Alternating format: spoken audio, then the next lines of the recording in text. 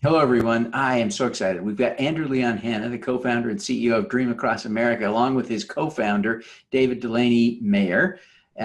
He's also the founder of David Delaney Mayer Films. So we're going to have a great discussion about filmmaking, storytelling, and impact investing for immigrants. So stick around. You don't want to miss this episode. Welcome to the Your Mark on the World show with your champion of social good, Devin D. Thorpe. Andrew, David, welcome to the show. Thank you. Appreciate it. Thanks for having us. We're thrilled to have you and excited to learn more about Dream Across America. Andrew, why don't you take just a minute and give us a quick introduction?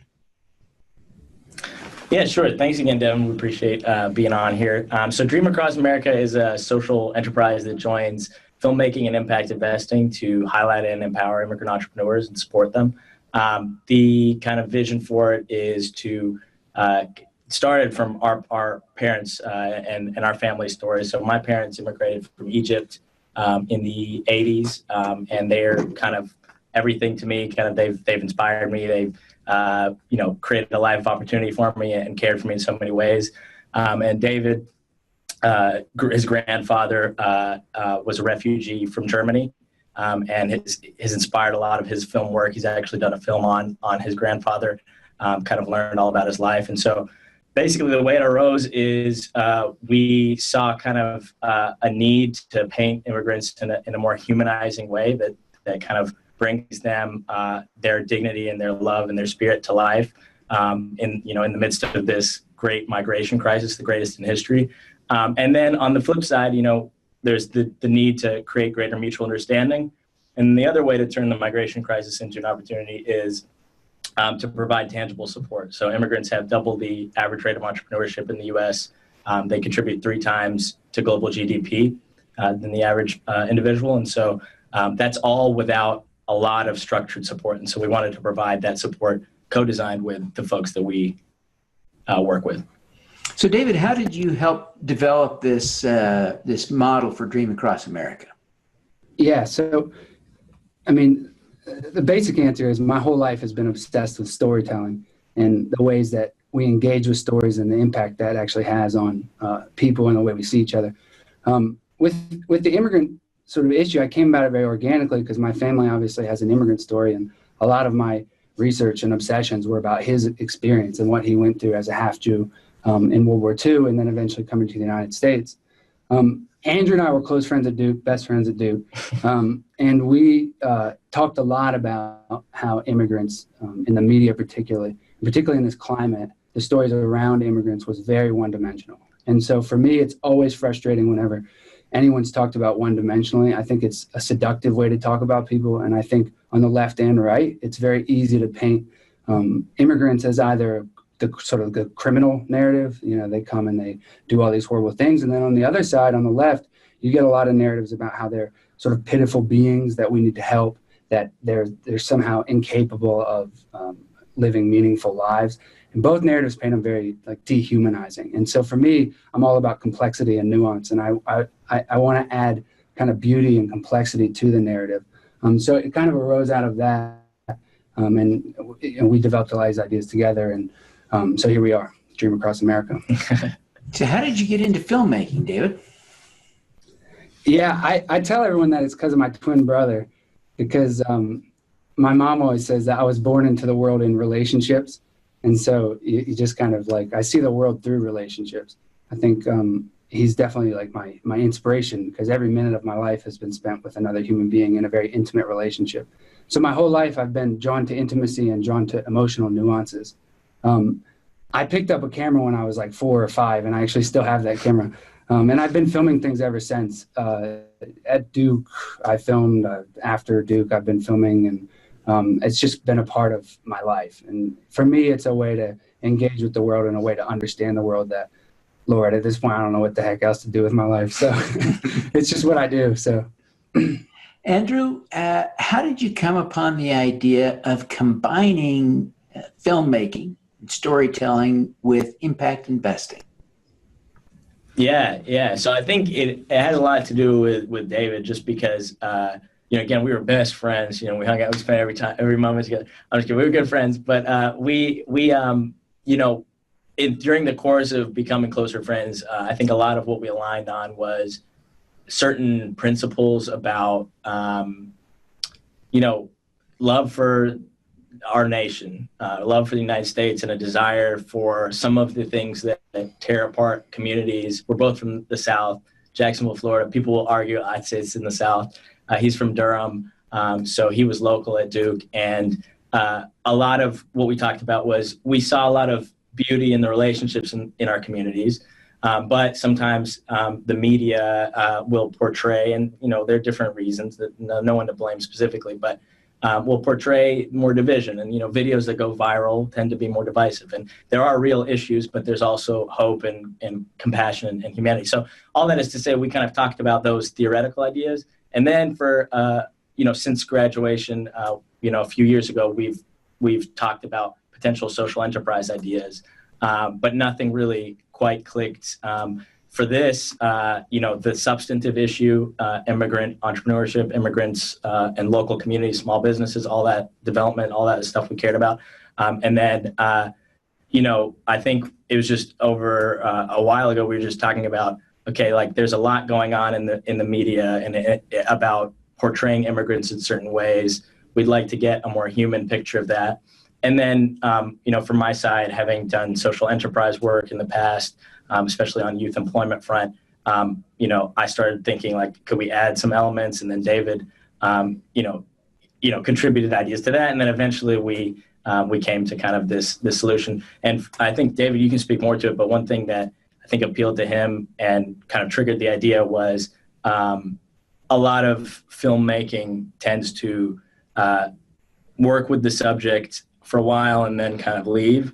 And so I think there was an appeal to featuring them in a way that will support their small business in and of itself, but then also provide a program of support. Yeah, definitely.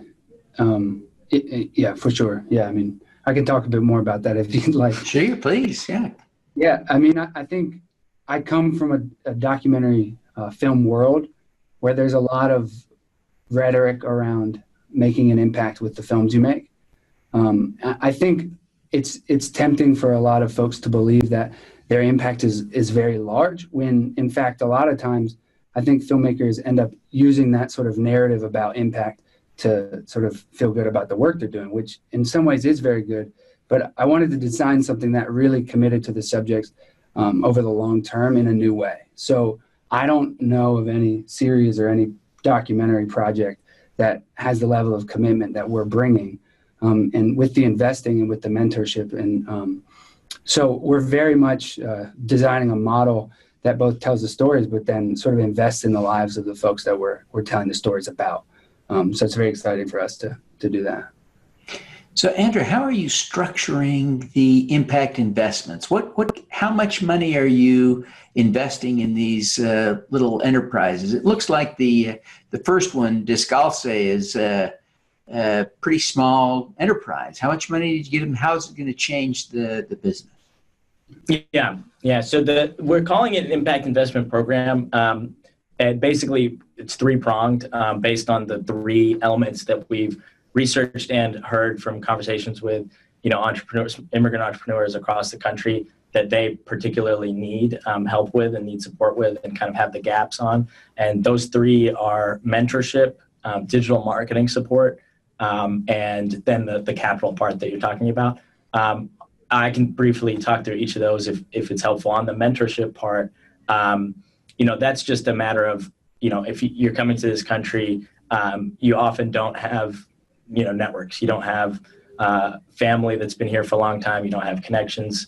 And so that's something that you kind of have to hustle to get. But wouldn't it be great if, we could offer kind of that support? And what we try to do there is, and I should say for each of these elements, we're not trying to reinvent the wheel in some sense, in the sense that we recognize there's a lot of amazing stuff being done already. And so we're partnering on each of these elements with folks who are experts in small business advising and support. So with the mentorship component, we're in talks with a couple organizations that we're partnering with to offer kind of a distance mentor who's kind of an operational strategic advisor and then also a local mentor who is in the same industry as the individual. So one thing, as we iterate on the program, one thing we talked with a few immigrant entrepreneurs about is it's great. We've been to some accelerator programs, but it would be ideal if I had someone locally who knows my industry. So that's one element of it. And that's kind of the kickoff, is the mentorship program. The second kind of phase, the mentorship continues, but the second phase is digital marketing support. So according to some surveys, but it's clearly an issue regardless of whether it's basically, we've seen a couple surveys that say digital marketing is the biggest hurdle for small businesses run by immigrant entrepreneurs. But either, whether or not that's the biggest hurdle or not, everyone kind of tends to say, I need to get my social media following. I need exposure to audiences. And one of the biggest intersections between the two components is that, ideally we'll be, sending these films out to hundreds of thousands, millions of viewers. And that creates a lot of potential for digital marketing, but only if we help build the capabilities with immigrant entrepreneurs. And it's literally just a matter of a little bit of training, a little bit of support. And so we're going to partner with local companies in state. So we have an organization in North Carolina we're talking to that's going to help with training on that front. And then the final part is the piece you mentioned, the capital part. So with that, we're partnering with a range of different investors, ranging from microloans, like a Grameen type investor, to a higher end small equity loans. There's a couple organizations here that we're working with, and so the idea on that front is we're not too worried about the size of the investment at this stage. We're going to help tailor them and send them to a trusted partner. And so, with Descalza, I think, we believe it has a ton of potential. It's been bootstrapped at this point, and is very young, but has kind of a growing brand. And so that might be ripe for a small equity investment at some point soon. The second one we're working with is Weeping Radish, which is an older company. But as Yuli, who's an awesome guy, we actually would have loved to have had him in the interview, but he's down in North Carolina, and Caro as well. But Yuli, one thing he says is it's an out-of-control hobby, because he's been running it for 30 years. It's the first microbrewery in the state, but there's a certain kind of barriers to it exploding in different ways. It's already helped the local economy a lot, but he can distribute his beers locally across the state in a way that could make a lot of revenue and hire a lot of people. So again, that one might be a small equity investment as well. But it's a range. Excellent. Well, David, as you reflect on what you've been learning as a filmmaker and entrepreneur over the last years, what are you most proud of having accomplished? The most proud of having accomplished. Lord, I feel like anytime I finish something, I'm proud of that. For me, it really, truly always comes back to the relationships. I mean, like thinking about what I'm proud of is like sort of the connection to folks throughout the process. I mean, for me, it's like a really amazing experience to meet a stranger and then work with them to basically invade their life with a camera and film all these little moments and all these very intimate, sort of like high stakes moments for them, because we are very much designing each episode around a pivotal moment in their career or their life. So there's sort of like at some points pretty high intensity for them.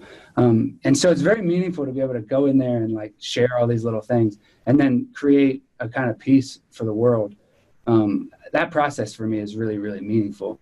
So, proud of, I think is, I don't know. I mean, I guess it would just be the kind of sort of daily operations of shooting this stuff. I mean, truly, I think I do it for the relationships and for the little things that I learn about people and life and myself through that. So it's kind of a cop-out of an answer, but. No, that's good. Andrew, as you look back on what you've learned as an entrepreneur, what is the most important lesson? It's a good question. I think a lot about imagination, and holding on to your imagination. Fitting to this conversation, my dad is one of my biggest inspirations with him and my mom right there. He immigrated from Egypt. He grew up in a village of very few people where there wasn't even more than an elementary school. Nobody spoke English. The idea of kind of leaving the country, coming to America, being a physician was would be stunning to people. And a lot of people, when he said that, of course, kind of said, that's not very realistic. And so to sort of have his imagination to say, nobody around me has ever done this. Nobody even speaks a language that I would have to learn. I don't necessarily have a lot of money, but I'm going to do it. And even though everybody says, come on, like, what are you talking about? I'm still going to do it. And I'm going to, it's pretty unbelievable. And so he's actually an immigrant entrepreneur. He started primary care practice in Jacksonville, wrote a book on healthcare. He just recently retired. You should see hundreds, of emails and notes from his patients, how much he changed their lives and loved and empowered them. And so he's left an amazing legacy. And so all that is to say, what he taught me and what I think is my biggest lesson that I've seen lived out is having that imagination. Like, I believe we are here for a reason. I believe we kind of have things put inside of us that are kind of inspired. And I believe that kind of God put these things, from a faith perspective in my heart for a reason. And so, and I think that's what it was with my dad. And so you got to hold on to that. Obviously things get really heated and life happens, but basically not letting other people, just like my dad did it, not letting other people cast doubt on something and affect your view of yourself or what you feel like you're here for. Because certainly, like, I think Dream Across America is special compared to other things we've worked on because I think it hits people in a way that gets them excited. But certainly there are people who, have questions like, how are you going to do this? And I think it could be very easy to say, yeah, maybe we're biting off too much or, but I think I kind of think about that imagination part of it. So Andrew, what's your superpower? I think I touched on, I think if there is a superpower, it would be my faith. I'm a Christian and it matters a lot to me. And I've just, it kind of, I think it allows me to sort of have belief in things that I can't see, belief in why I'm here, belief in the inspirations inside of me. And yeah, so I think that it allows me to kind of, when I feel deeply about a mission, I think I pursue it wholeheartedly. And I think that allows me to work more purely and genuinely and hard on things. But I don't think I have that. And like, I can also jump really high. So that's good. That's a good skill. Yeah. David, what's your superpower? The word. That's a tough one. I don't feel like I have many superpowers, but I think I'm obsessed with other people, and I think I love complexity in other people, and I love sort of the beauty and the art that can come out of that. So for me, I think I bring a kind of respect, and I hope to bring a respect for the people I work with, for the people I film with, and people I operate with, that is capable of embracing all sides, the good and the bad of who they are. And I think it can be deeply meaningful work, and it can be deeply meaningful for me, definitely, to be able to do that. So I don't know about a superpower, but I just like other people, and I like hearing their stories and spending time with them in sort of very intimate spaces and working with them. So, yeah. Excellent. Well, Andrew, David, thank you so much for taking the time to be with us today. Andrew, why don't you take a minute and tell us how people can learn more about Dream Across America and connect with you personally? Yeah, sure. So you can go on www.dreamacrossamerica.com and there's an option to subscribe. So when we launch and when we're ready to go on Dream Across North Carolina, which is the pilot on the entrepreneurs we just talked about, we can send you that update and you'll hear about it. And for me personally, Andrew at DreamAcrossAmerica.com. Great. David, how do people learn more about David Delaney Mayer Films and Mayer? Mayor, like the guy who runs the town. Yeah. Mayor. How do people connect with you and learn more about your work? Yeah, my name, www.daviddelaneymayer.com. you can find more about us. And we're also on Instagram, which we're starting. So you can find us there as well. So.